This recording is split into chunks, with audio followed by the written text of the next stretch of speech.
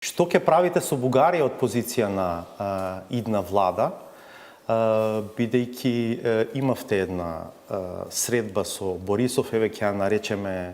несреќна, во која што првите неколку минути беа снимени, покажани јавно, во кој што вашиот лидер, и вие бевте лично присутен таму на средбата, даваше одговори на прашањата на Борисов во смисла на тоа дека да, се што е во функција на поддршка за ЕУ и НАТО поддржувате,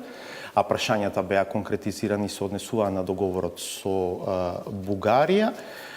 Очигледно е дека таму има се уште поприлично отворени прашања, особено во работата на таа заедничка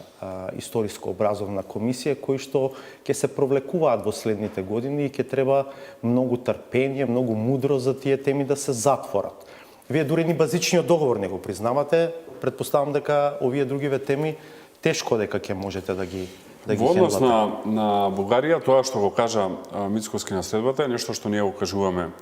цело време, а тоа е дека поддржуваме се што е добро за двете држави и двата народи и не поддржуваме тоа што не е добро за двете држави и двата народи. Тоа што Борисов и неговата екипа настапија така што настапија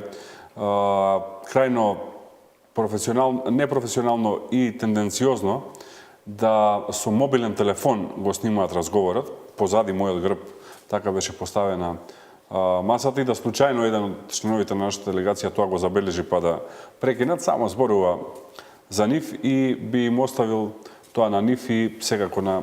граѓаните во Бугарија кои што нив ги гласаат. Ако кажал тоа што го зборувате постојано, зошто би било проблем што било снимено? Не е проблем, затоа одговорив дека тоа што го кажува цело време, но затоа што испомнавте како беше снимено, треба да знае јавноста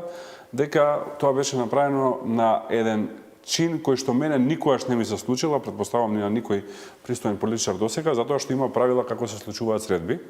Но велам, тоа го оставам на граѓаните на Бугарија да се видат кој како и зошто таму носи одлуки.